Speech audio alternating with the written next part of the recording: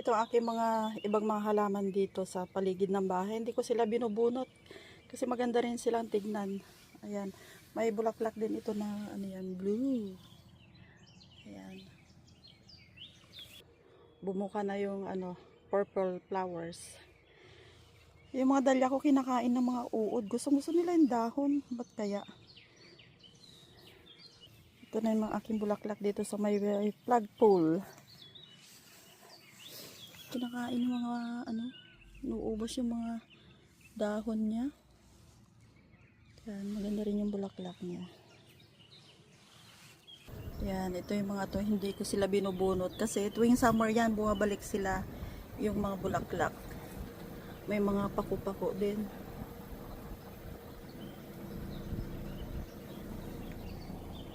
Yan, magandang tingnan, yellow flowers.